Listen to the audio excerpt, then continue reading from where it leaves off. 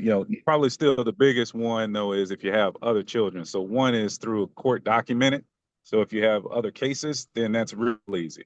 If you do not have other children um, documented or, a case out there, then there's theoretical deductions that you can receive, assuming that you are paying X dollar amount towards your kids.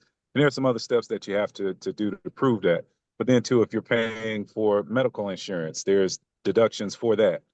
And even if you're paying for after school activities or other things, you can get deductions for that. So all of this is just very important because it's all about the numbers at the end of the day. Would you rather pay 1,500 a month or $700 a month?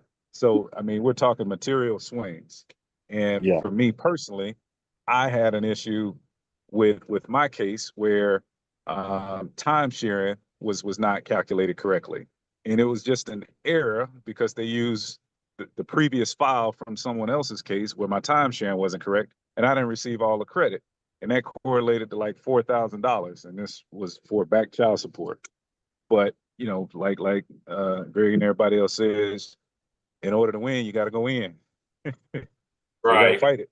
Mhm. None of this outside throwing rocks and hoping you knock down a tank or what have you. Doesn't really work that way. Another thing I wanted to talk about because of and I see you, Dele. Can you give me if you have a chance, because I don't know what you're doing now.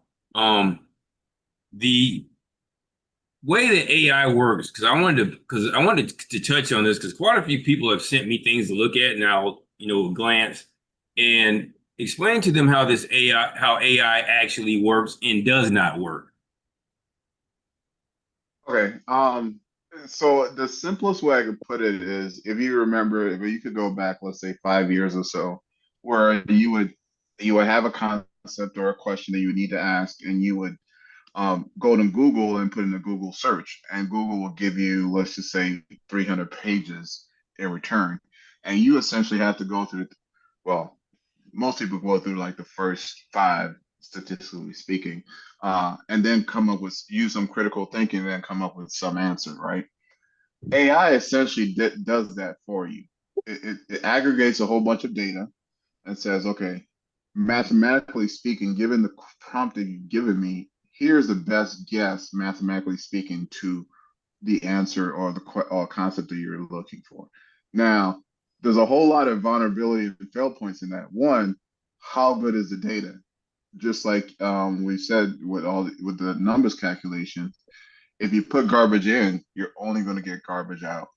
So, I mean, the term AI is kind of misleading, whereas like if you put garbage in, AI is not going to be like, oh, I know what you really mean. Let me figure out the best answer for you. It's like, no, I'll give you the best guess I can come up with. And that's why you can never actually really remove yourself or the critical thinking aspect from the AI part of it. Whereas like no matter what AI gives you, and for example, Google's AI, they actually had a presentation where it had to give a research on a certain topic. I can't remember what it was, and it was supposed to give references and stuff. The AI itself actually referenced books that didn't exist.